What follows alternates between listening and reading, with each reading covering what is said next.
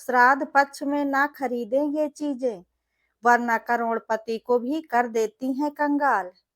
पितृपक्ष के दौरान विशेष तौर पर हमारे पूर्वजों को याद किया जाता है और उन्हें प्रसन्न करने के लिए श्राद्ध और दान भी इसी अवधि में करते हैं।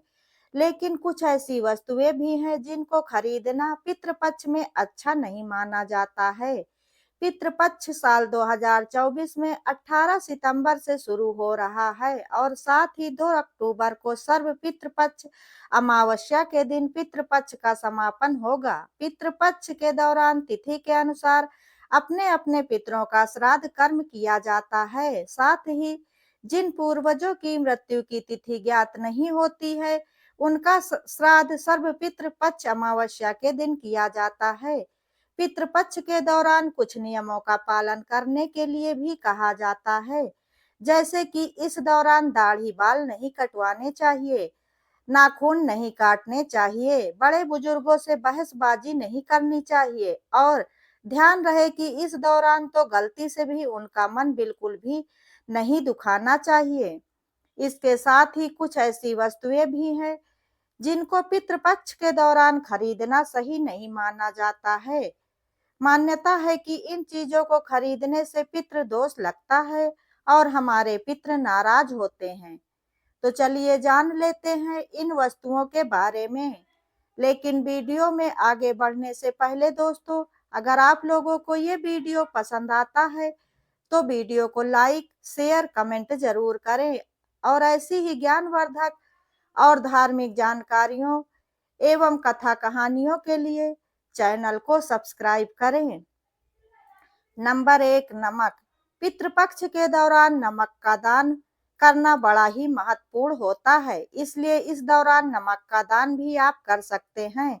लेकिन नमक खरीदना इस समय सही नहीं माना जाता है, इसलिए श्राद्ध शुरू होने से पहले ही आपको नमक खरीद कर रख लेना चाहिए, या किसी के पास पहले से खरीदा हुआ नमक का पैकेट रखा है तो आप उसका दान भी कर सकते हैं। पितृपक्ष के दौरान नमक खरीदने से बीमारियां आपके घर आ सकती हैं, इसलिए इस दौरान नमक खरीदने से बचना चाहिए। नंबर 2, सरसों का तेल। अगर आप पितृपक्ष के दौरान सरसों का तेल खरीदते हैं तो पितरों के साथ साथ शनिदेव भी आपसे कुपित होते हैं, इसलिए गलती से भी इस दौरान सरसों का तेल ना खरीदें। इसको भी पितृपक्ष से शुरू होने से पहले ही खरीद कर रख लेना चाहिए। नंबर 3, झाड़ू। झाड़ू का संबंध माता लक्ष्मी से होता है। पितृपक्ष के दौरान झाड़ू खरीदने से भी आपको समस्याओं का सामना करना पड़ सकता है, खासकर आपकी आर्थिक स्थिति पर इसका विपरीत प्रभाव पड़ता है।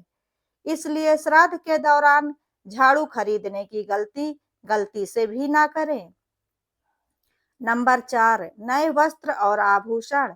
पितृपक्ष वह समय है जब हम अपने पितरों को याद करते हैं और सात्विक जीवन जीते हैं, इसलिए गलती से भी आपको पितृपक्ष के दौरान नए वस्त्र और नए आभूषण घर के किसी भी सदस्य के लिए नहीं खरीदने चाहिए।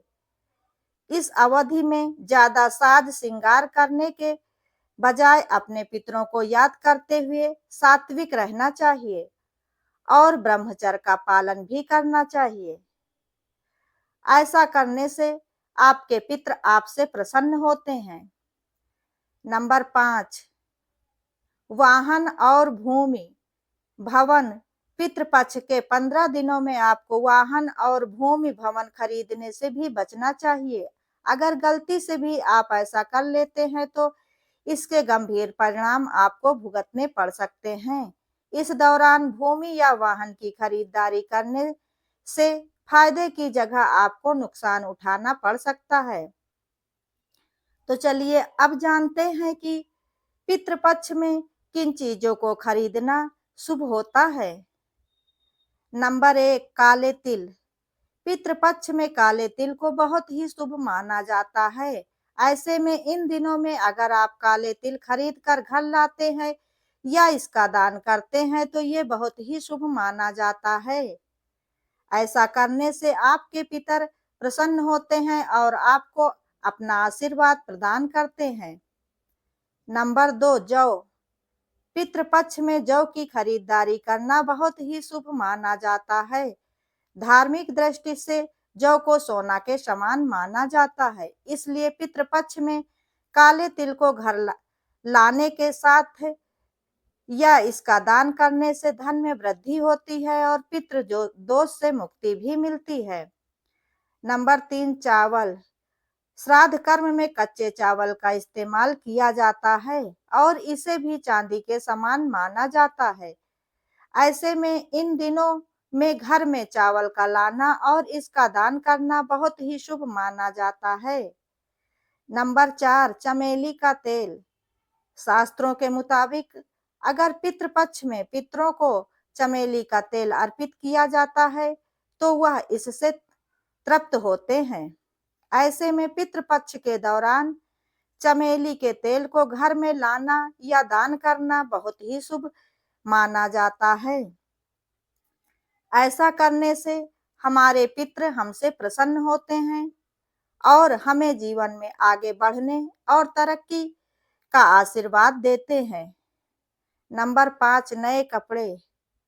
पितृपक्ष में जहां खुद के लिए नए कपड़े खरीदने की मनाही होती है, वहीं पितरों के निमित्त इस दौरान नए कपड़ों को खरीदना शुभ माना जाता है, क्योंकि इससे उन्हें प्रसन्नता प्राप्त होती है और अपना आशीर्वाद देते हैं।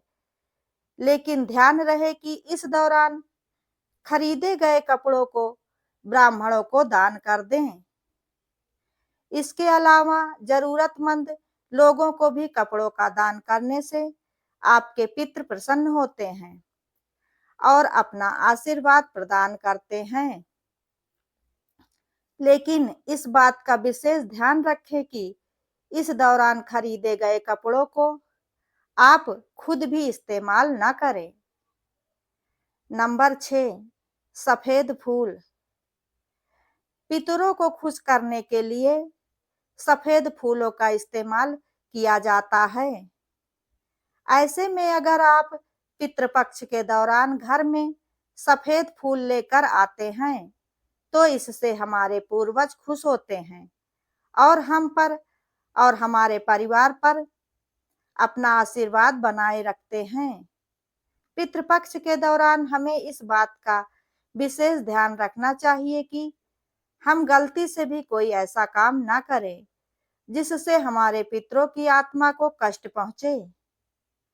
तो दोस्तों, ये थी पितृपक्ष से जुड़ी कुछ जरूरी जानकारियां।